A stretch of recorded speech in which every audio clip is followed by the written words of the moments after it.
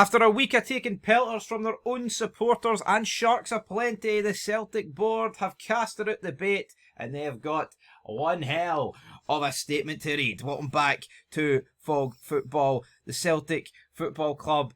I mean, they have shot back big time here. Forget about the Sharks. I believe it was your man from Jaws that once said, "We're going to need a bigger boat." Well, I think Celtic are going to need better excuses here, because this, to me, is very poor. And it's nothing more, nothing less than the Celtic board trying to make up for a really, really poor transfer window. And we'll go through their reasons here. We've got some bullet points. We're not going to read out the entire, full 1,000 word length statement. But, I mean, in reality, Celtic could have had a better transfer window. They could have spent more money. And I think for them to try and blame UEFA and claim that they've got the club's best interests and that they're going to try and not end up like another club, I mean, that's bullshit. I get it. No one's expecting Celtic to go and spend this transfer war chest. No one's expecting that. I don't think any Celtic fan out there is expecting the board to spend 100 million this transfer window. But I do think they're entitled to expect more than what they got. And what they got wasn't a lot. What they got was actually Celtic ending up with like a 13.6 million net spend profit. So Celtic got like £26 million worth of money in from transfers, and they only sold roughly half of that. They only spent roughly half of that to bring in players. So they don't even. It's a disgrace, man. They can blame UEFA, they can blame regulations, they can say they have the interests of the club, but just trying to keep money in the bank, aren't they? Well, that's what they're doing, right? And I also, do you not think like the actual timing of this release is very weird? You can probably tell by the state of this video, but it's very late. You know what I mean? It's like past midnight now. I believe they released it about 10:30 or something like that. But I mean, 10:30 at night to release a statement like this. Is that not weird? It's almost like they've tried to do it at a time like, hopefully everyone's in bed and no one will actually see this. Yeah, it's very late to release this statement, but I mean, come on. Of course, doesn't matter what time you're going to release it. We're going to wake up the next day and people are going to react. It's going to get shared, and I just don't think it's necessary. I get it. They've received a lot of criticism, but I think this will just add fuel to the fire, if anything. Oh, absolutely. We've had a wee scan on Twitter. People aren't happy. The dig at Rangers, right, is utterly fucking. I mean, A, it's tin pot, and B, it's just deflecting blame.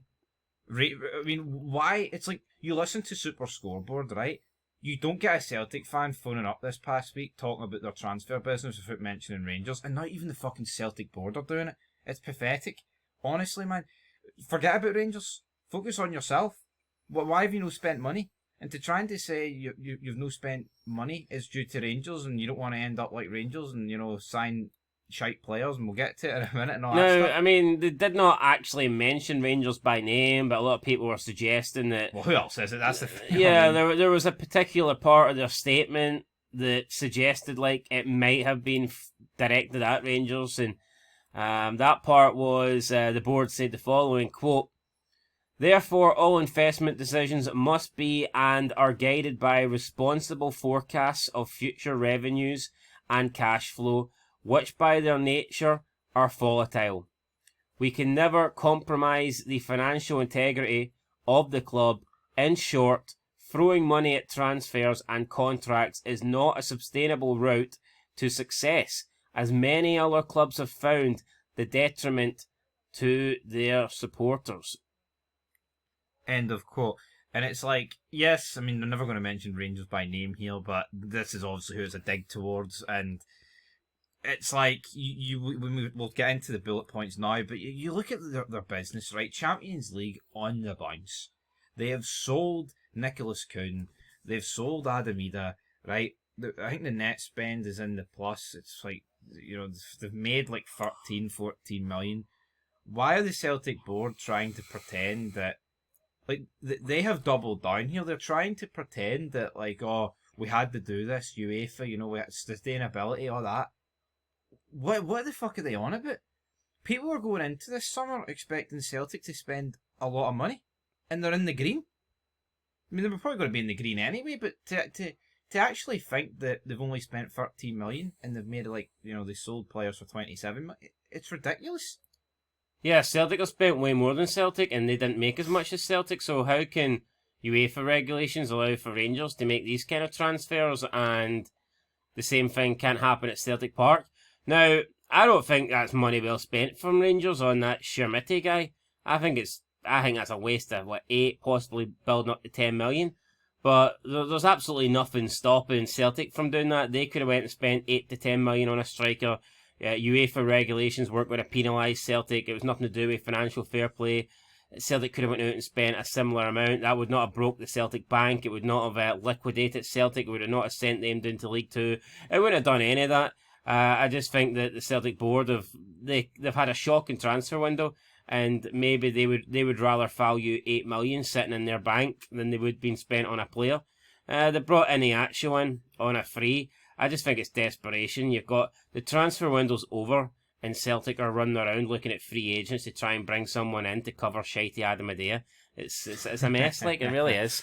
It is right. Let's get to these 7. I think it's more than 7 bullet points, but no one needs to hear me or you read out 1,000 words at this time of the morning, that's for sure. So let's get into the bullet points. So this time of the morning, even though we are making the fid late night, spoiler there, guys. Same pish. You think we're getting up at 6:30 to talk about this? No. You can't read at the best of times, never mind I know. 11:30 at night when Thick a pair of specs. the eyeballs are falling out. Exactly, that's it, man. But, I mean... What, you could get Matthew Mills to read this, because he's good at talking shite, and this is certainly a shite statement for this shitey board. What do you make of all the comments we are getting about, why are you talking about Celtic?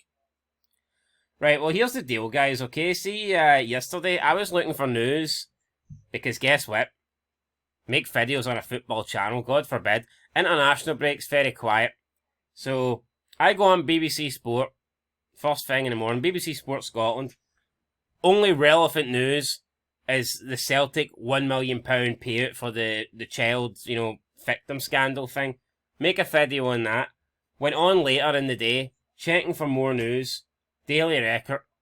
Former Celtic legend, Bobo Baldi, fucking causing chaos outside a school in France, got ran over by a concerned parent, got locked up by the police, chucked away in a psychiatric ward. I thought, well, there's nothing else to talk about. Talked about that. And then I checked like an hour later, and Dyson Maeda, while on international duty, has confessed to the Japanese media that he wanted to leave Celtic. He'd agreed a deal, and that Brendan Rodgers says you can't leave because we've nobody to come in and replace you. So it's nothing to do with obsession. It just happened to be that yesterday, or should I say 2 days ago, now that this has been uploaded on Sunday morning, on Friday, Scotland hadn't played. We'd already done a preview, and the only news that was being reported was to do with Celtic. Now, Matthew Miles then suggested that I shouldn't be talking about Maeda, I shouldn't be talking about the £1 million payout, and I shouldn't be talking about Bobo Baldi.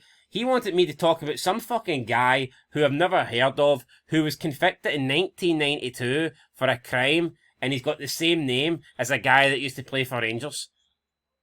Why would I do that? Yes, let me We're talking 34 years ago, 33 years ago, and you want me to talk about a case, some guy that was convicted for 5 years, 33 years ago, and why? Because he's got the same name as the guy that used to play for Rangers Football Club. I googled it, right, and it's like Kenneth Watson or something. I think that was the name. I could barely find anything. There was a couple of newspaper articles saying that he shares the same name, but it's not the same guy, right? Regardless if it's the same guy or not the same guy, could you imagine if that was flipped, right? And a Rangers player was outside a school doing that. Rangers were paying out victims, and Rangers' star man, Nico Raskin, said, I wanted to leave. But instead of us talking about that, we actually went 33 years into the past and dug up some Celtic story just to talk about. That would be obsession. That's what you call obsession. And you know what the fact is, man? Some people just need to take their medicine and accept it. For far too long, Rangers have been fucking getting the piss ripped out of them. I've spoken about it for years, man. How it feels like everything negative in Scottish football has tended to be with Rangers. Losing No, it. I'm not having. It's not about who's been getting the piss ripped out. It's about I checked the news, and on Friday it was Celtic dominating the news. Yes. It's not about it was Celtic's turn to have a bit of piss ripped out them, or it was Celtic's turn to have some negative light shined on them. It's nothing to do with that. It's on Friday there was fucking nothing relevant to be spoken about Rangers, Hearts, Hibs, Aberdeen, or any other team in Scotland. The only team that had any newsworthy articles were Celtic. Simple as that. It's not this whole, well, it's about time that your club had something said about them, or it's payback time. It was nothing to do with No, that. it's not payback time, but my point is, I just don't think certain Celtic fans can deal with negativity towards their club. But for so long, it's been positive. Well, on Friday, all the news articles were negative. I'm sorry, I don't know what to tell you. Yeah, I mean, I could have found a time machine and jumped in it and went back to 92 and talked about some guy called Kenneth Watson who's... No, but come on, folks. I mean, any sane person out there listening to this video, why would anybody want us to talk about a court case for 33 years ago instead of the actual news on There wasn't even the fucking real guy? No, come on, man. It's ridiculous. It's ridiculous. So let's wrap that in the head, right? We're going to talk about the stuff that's relevant and in the fucking, in the news within days. Not, I mean, if we have to go 33 years into the past to dig up dirt on a club, that's pathetic. That is fucking embarrassing. I mean, that is obsession. Matty Miles' son. I mean, imagine if your name's John Smith, there's a likelihood that you could find someone that's done a heinous crime and you could maybe, link it to you, because John Smith's a very common name. Right. The most common name. Anyway. Well, I mean, it was until Mohammed overtook it, like. It was, but, right, so Celtic Football Club, this is a wee bullet point. Big John. Big Match John, right, Big John Smith. Let's see here. So the club takes supporters' views extremely seriously, understands the concerns and frustrations, and are always willing to learn lessons. Right? What's the tuna called? John Smith. John West. Carry on.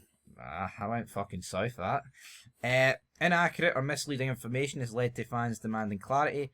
They must adhere to our self-sustaining model to preserve the future of the club and also to comply with UEFA's financial regulations. Celtic's cash reserves are not relevant when it comes to these guidelines. I mean, too much is getting put on UEFA here. I don't really understand. See these UEFA financial regulations? Right, so let's say this is truly the case, right? Should this not be something that Celtic communicate with their fans at the start of the window? Wait, you're not going through all the bullet points first? No, because I have to stop before we move any further. Do you not agree, though? Let's say that this is obviously bullshit, right? And this is them just spinning their own wee web of lies. Why not come out in June, July and be like, right, we're not going to make as many signings because we have to comply with UEFA's financial regulations. If that was legit, if that was the case, Celtic would have told the fans before at the start of the transfer window. Yeah, because that's the correct call to do. Because if you do that, you're not going to have Celtic fans on podcasts or in newspapers or whatever the fuck, any form of media, calling the board out for not signing people because they'll be like, right, well, they told us that we can't. Yeah, if that was legit, the Celtic board would get ahead of it and they would tell the fans exactly what to expect and say, unless we make significant gains through incoming transfers for players, then we're not going to be able to spend money because UEFA regulations have, basically got us pinned down and we've got one arm tied behind our back, so on and so forth. But that's not the case. The reality is Celtic have had a really bad window for whatever reason. Not entirely sure. Maybe they don't want to spend the money, or maybe they don't want Brendan Rodgers to spend the money. I think the fact that Brendan Rodgers is gone next year might have something to do with it, and the fact that he spent 26 million last year and he got it horribly wrong. Well, see, I think it's a combination of both things, but it's like, I just do not see a world where Brendan Rodgers stays at Celtic beyond next year. Unless the board go. So, yeah, and I don't think that's going to happen. So, I think the board might be thinking, you know what? This team that he's got, it's still good enough to win the league. We're not going to invest a lot.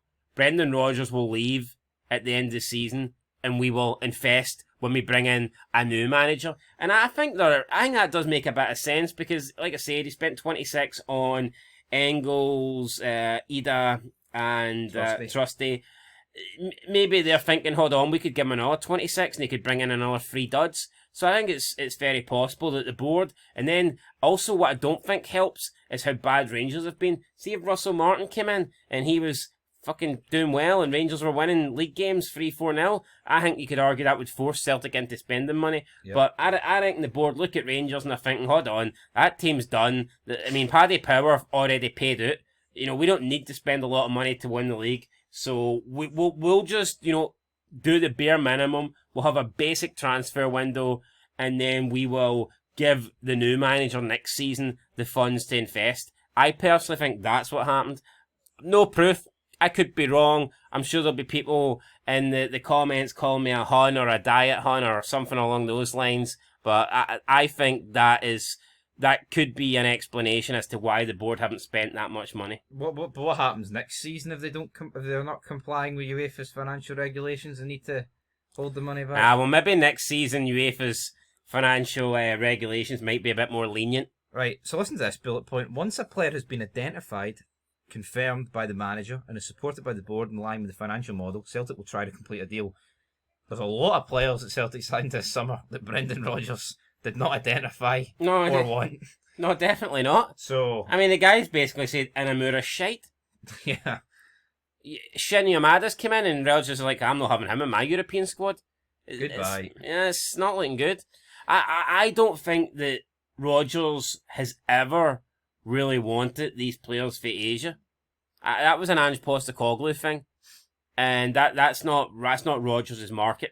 Yeah, I mean, Kyogo's left. You look at Hatate has dropped off the face of the earth, man. Now, he's not the player he was under Ange. No, definitely not. Many are, to be fair, but yeah, like a lot of these, like say you want about Kelechi Iheanacho, right? And as shite as that signing is, that's a Rodgers signing. Well, that's not 100%. That is a Rodgers signing. If Brendan Rodgers is not in charge and it's Ronnie Dyler, Kenny Iheanacho's no fucking in the door. Put it that way. Adam Adair, I think that's a Rodgers signing.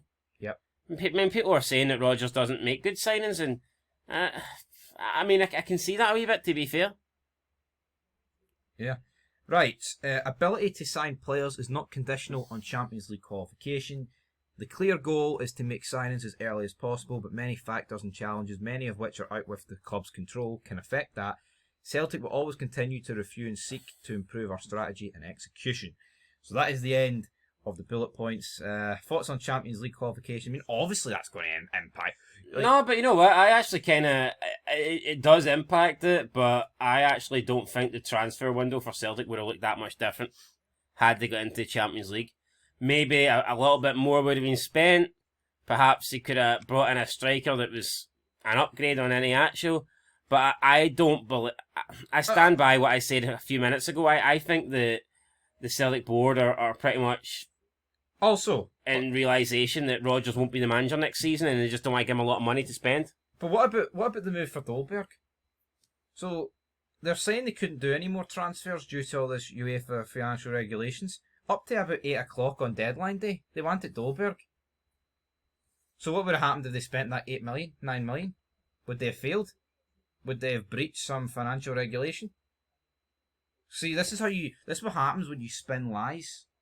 You get caught in them. So what would have happened if they signed Dolberg? Would that have fucked them? Would that have pushed them over some threshold? It's penny pinching, and I just don't think the Celtic board wanted to spend that much money in Rodgers' last season. What I would say is, folks, I think over the past couple of weeks, we've kind of stuck up for the Celtic board. They're definitely, the window's unacceptable. Where do you stand with the board and what the fans are feeling? I think you can still be in the middle, right? And what I mean by in the middle is what the board have done is unacceptable, but it doesn't undo everything they've done in the past. And I think that's the key thing to remember here. Like, this is a board that's won a shit ton of trophies. And we'll probably do it this year as well. So, for me, I don't understand. Like, if the outrage is solely just this transfer window, I understand it. But it's going beyond that, isn't it? I agree, aye. And I think that's where people... But here, we'll have to wait and see what the Celtic fans have got to say, because we'll react to that. But, yeah, I mean, a few other lines there. We can never compromise the financial integrity of the club. It is important to remain disciplined in our approach. Long-term development, recruitment infrastructure. I mean, they're talking about infrastructure. The stadium, like half it, well not half it, like by a decent portion of it, got a bit destroyed in that storm last year, and they've no like put the banners up yet. Which, I mean, that's just neglect more than anything else. It's not like you're going to need 50 million to sort that out. But anyway, closing thoughts. Does this reminisce you of 2020, the COVID year? Just apart from the fact Rangers are shite and Hearts might be the team to beat Celtic. Possibly. We'll have to wait and see. But all is not right in Glasgow. No, definitely not. No matter where you look, it's a bit shite. I mean, if someone's going to break the stranglehold that the Old Firm have, and I say the Old Firm, I mean, it's pretty much just Celtic, isn't it? But yeah, if someone was ever going to do it, and now is probably your best chance. Do you think Rodgers is away? Reports yesterday that he's going to walk. I think he will. Depends. If he gets a good offer, he might, but he definitely won't be there. I've already said this. I've been saying it for a while. There's not a chance he signs an extension. He will not be there next year.